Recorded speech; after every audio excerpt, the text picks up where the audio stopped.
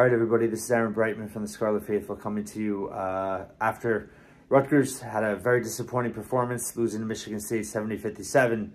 Obviously, terrible shooting night, without a doubt. 2 of 17 from 3. Michigan State 12 of 22 from 3. 30-point differential from behind the arc.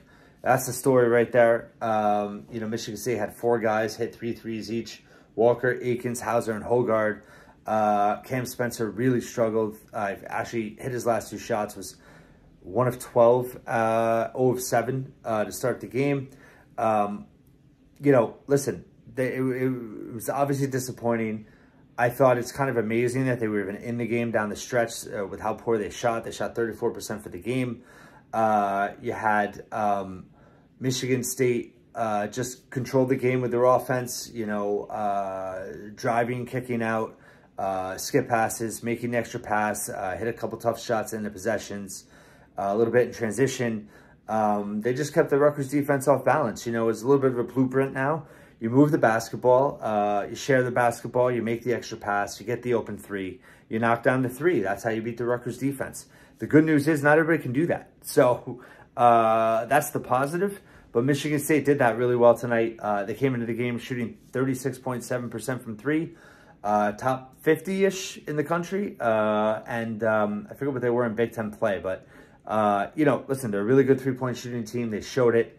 And Rutgers really struggled offensively. They did a great job on the glass. They were +8. They were +12 on the offensive glass. 18 offensive rebounds. I think that might be the most they've had in a Big Ten game. I have to look it up. I'm sure it'll be in the game notes. But the problem is they didn't take advantage. Only scored 15 second chance points.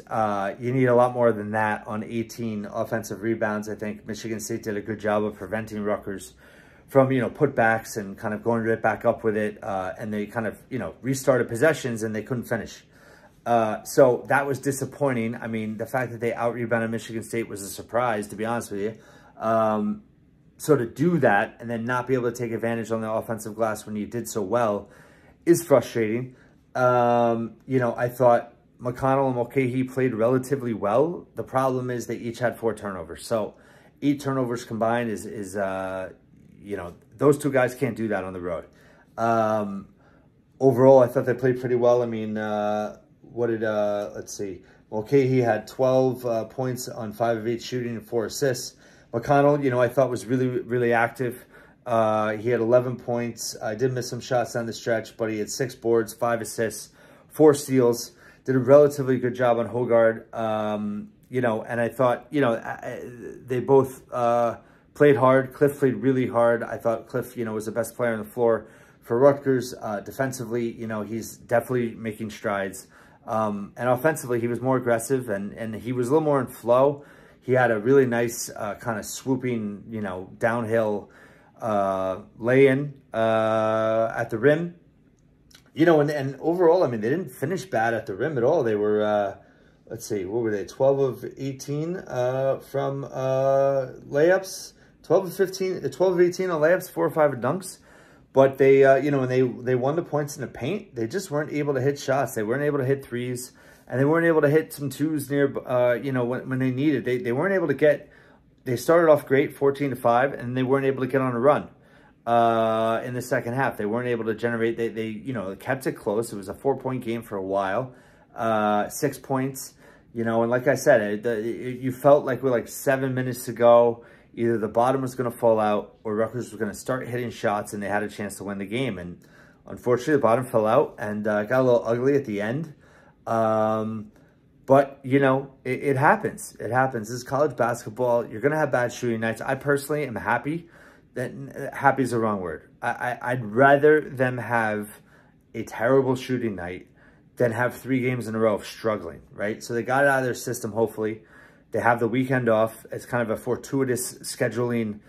I don't know. I'm out of words. But it works out, right? Usually it's Thursday, Sunday game. And in this case, they're off till Tuesday.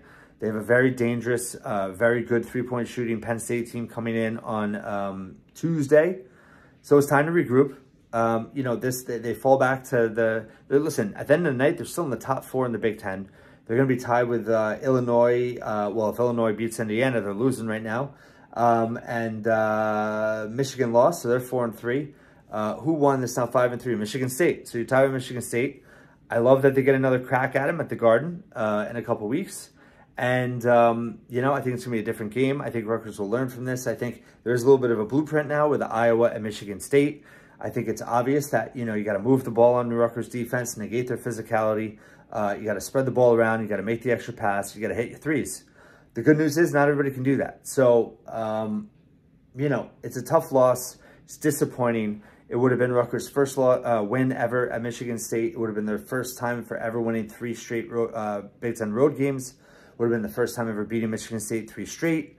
But let's keep some perspective here. You know, the vitriol and the panic online on Twitter, I don't know if I just am lucky and get it directed at me during losses, but I mean, it's one loss in a long season. This is not football. This is not a 12-game season.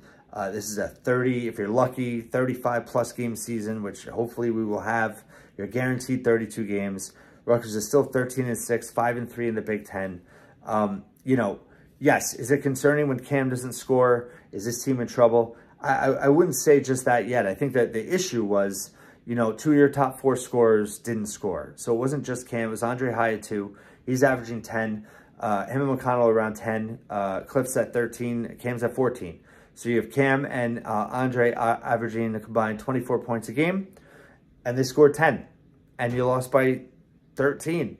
And they were 14 below their season average. So it's not rocket science. You know, and not many teams can win when their 2 of their top 4 scorers have really bad nights offensively. So, listen, it happens. I thought, you know, honestly, the fact that they were even in this game down the stretch with how poorly they shot the ball and how well Michigan State shot the ball is actually, I think you could argue, maybe encouraging is the wrong word, but I think it shows that they hung in. You know, they were 11 of 15 from the line, another consistent night from the foul line. That's encouraging. You know, and this is a really tough league. And losing to a Michigan State team that is a veteran team, they just lost 2 tough games. I mean, they just lost to Purdue by 1 point on Monday. No one has beaten Purdue except Rutgers. And Michigan State came the closest. So, you know, you knew you were going to get their best tonight. You know, they gave up 70 points, uncharacteristic for the Rutgers defense.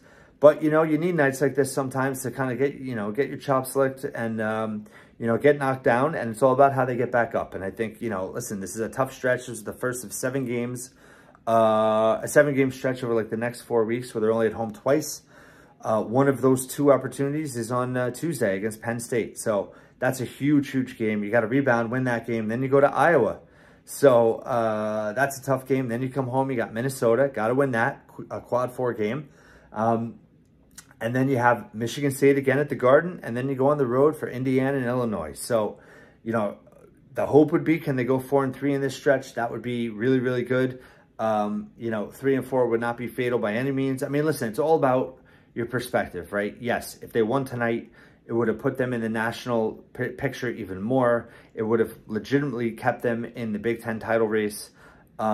It's disappointing, no doubt. But in the big picture, the trajectory of the season, in terms of how far this team can go in the postseason, nothing changed tonight. You know, they have things they need to get better at, you know. And I thought the other thing with Cam is, like, you know, he just missed shots. Like, it wasn't like Michigan State took him out of the game, which is a good thing.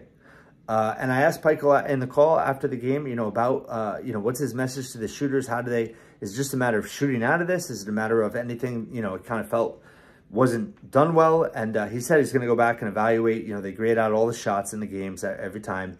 But he felt like they got some good looks. And I think Cam, for the most part, did have good looks. He had one of those nights, you know, and he had a night like that in Miami. He's probably going to have more of the, you know, when he has those nights, probably going to be on the road. And they're probably going to struggle to win. But, you know, he's a great shooter. He was on pace for, you know, 48% from 3 last week was her program record. You know, listen, he's not perfect. And I think that Hyatt's got to get out of his slump here. That's important. And I think, you know, Cliff is starting to show signs offensively. I think Paul and Caleb have been pretty consistent. You know, the bench production is a problem. When Andre doesn't score, I mean, they did get 8 points off the bench You know, Simpson had it was 2 of 4 from the field. Woolfolk had that, you know, and one opportunity off the Caleb offensive rebound. So, but, you know, they're not going to get consistent scoring off the bench if Andre Hyatt's not scoring. And I don't get, you know, the dislike. He's a tough defender. He's a good rebounder. You know, he takes some tough shots. He takes some bad shots sometimes. He misses layups. But he's also hit some big shots for this team this season. And I just don't like the overreactions of one game. I mean, yeah, it's a tough loss for sure. Not happy about it. But I wasn't nervous about this game because I felt like this was going to be a really, really tough. I mean, you could argue this game. I would say this game, at Iowa and at Illinois are the 3 toughest games left on their schedule. So, you know, listen, they're not gonna go 8-2 on the road. You know, I think it's you know, it's a long season. I understand that people were excited. I understand that people had hopes of winning the Big Ten title. You know, I never wrote myself that I felt like that, you know, I felt that they could compete for a Big Ten title. I mean, Purdue is going to be a tough out for pretty much everyone else. You know, I know everyone's excited, but, you know, we have to, progress is going to happen at its own pace. This is a good team. This is a tough team. This is a really good defensive team. They had a bad night. You know, this team is definitely good enough and poised to finish in the top 4 of the conference. Their metrics are really good. It's all, you know, they have this definitely has they have a chance to make the Sweet 16. They're good enough to do that. Are they good enough to win the Big Ten and overtake Purdue? Probably not. You know, I don't think they are. And they're not going to have 3 losses, you know, on the season. And they're still learning you know, they have to learn how to win when they have a bad offensive night, you know, and there's not a lot of answers tonight. I think, you know, learning from this and, you know, maybe feeding Cliff more. I think Paul was trying to take over at times, but, you know, didn't fully. But this team's just going to keep, I think, learning from this. I think the positive is that Cam was not taken out of the game. He just missed shots. You know, they rebounded really well. They were in a game that they were minus 30 from behind the arc, and they were in the game with a few minutes to go. So take it for what you will, but this team competes, and you know, the idea that this is some kind of wake-up call is honestly, it's laughable. It's not a wake-up call. You know, this is college basketball. You have bad games, and they did it in an environment where it's really tough to win against a pretty good team. So, I mean, this Michigan State team, you know, they beat Kentucky. They lost to Gonzaga by a point. This is a battle-tested team, and we get them again in 2 weeks at the Garden. So I'm excited about that. I think that'll be a different game. And now it's just about, you know, regrouping, taking the weekend, and moving on. It's a long season. It's a marathon season. There's 12 more Big Ten games to go. There's absolutely zero reason to panic. And that's, I think, pretty much how I'll end it. Thank you for watching once again. Check out all my coverage at thescarletfaithful.com. And, you know, this was as bad of a shooting night as it gets, but it's not the norm. And I'm looking forward to this team responding in a big way at the rack on Tuesday against Penn State.